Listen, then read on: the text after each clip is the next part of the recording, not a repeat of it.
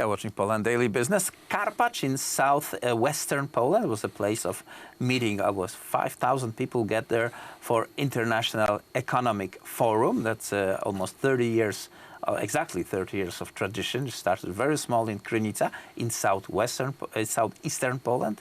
Now, one of the major economic events in the area.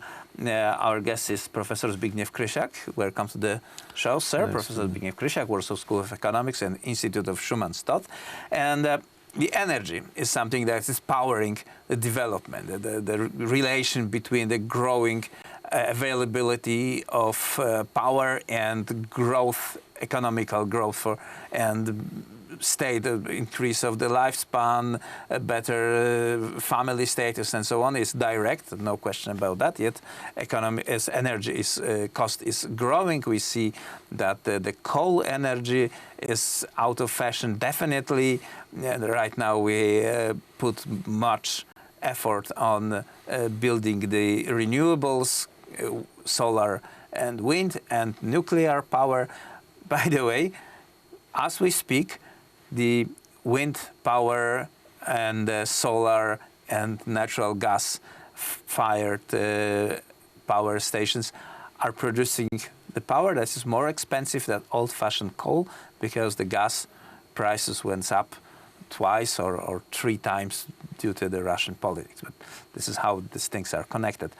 What I wanted to ask you is, we saw in Karpacz the demonstration about the presentation of Polish privately owned companies that declared that they will go into small modular reactors.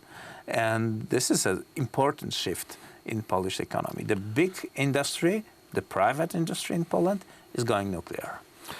Yeah, this is very exciting. You know, in Karpacz we had just 2 legs of that, the nuclear energy, but as well the hydrogen. And I mean, very exciting because the technology for the modular, a nuclear power station, is just something which fits to basically spread out these facilities, the production facilities for the energy from the modular nuclear power stations over the country. So in the past, you know, as we, approached the production of the nuclear energy was just a very big one, you know, power station with a huge investment, you know, and there were strikes, protests of the people that we don't like to have this like this, right? And now we see that this type of a modular energy can be, delivered to some small areas, within the small areas for some certain plants, production facilities, which... maybe it's a desperation of the captain of Polish industry, Mr. Sołowow, Mr. Solos. They don't believe that state will deliver the nuclear power in a foreseeable future. We speak about 2033, 2035, when the planned big power station are about to go online, and they want to secure their production and their power at the reasonable cost, so they go for the new untested technology. This businessmen, so these companies you mentioned, they are very effective from a long time. They're being in the energy business, right? But what is the factor which, you know, challenge and enable them to go in that direction? This is a very low cost for one module. I mean a low cost because in the past when you were going to build a power station, you need to invest a huge amount of money. Now you just, put money in the module, and this is a capacity of money are available within the private companies.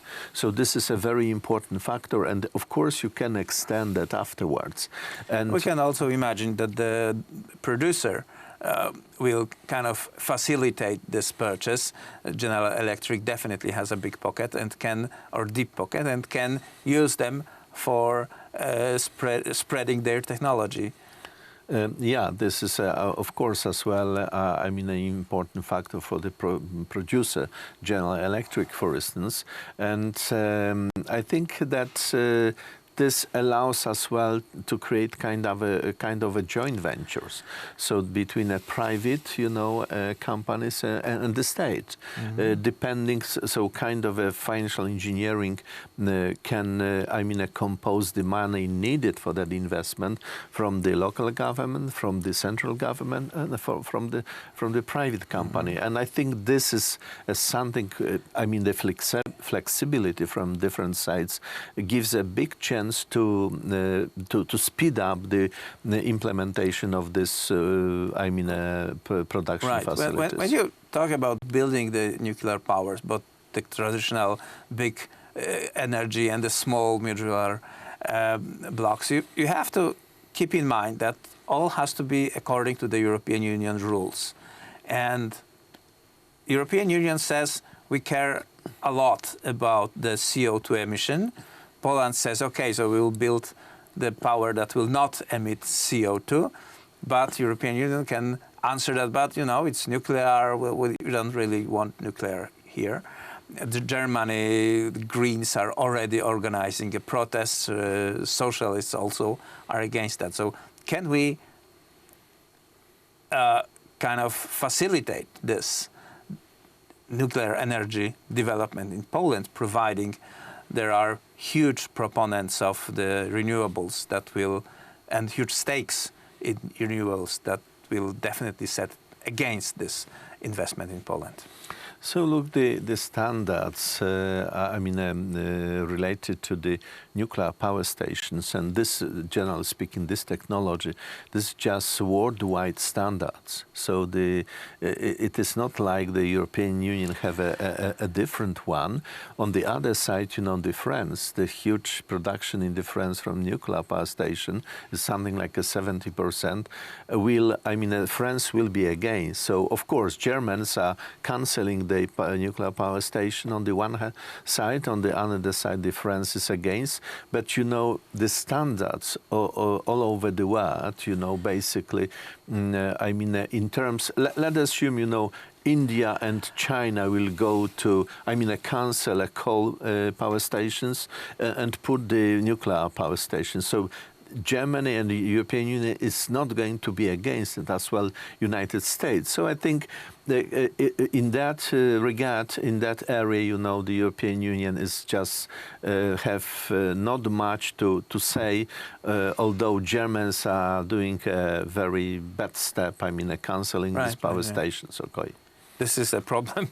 We want to build new stations. Germans have them, but they are basically shutting them down. But that's their choice. Yeah. Professor Zbigniew Krysiak, thank you very much for this conversation. Thanks that was it for Poland Daily Business tonight, and we'll be back tomorrow with more interesting news and conversation with you. So I hope you will be able to join us tomorrow, same time.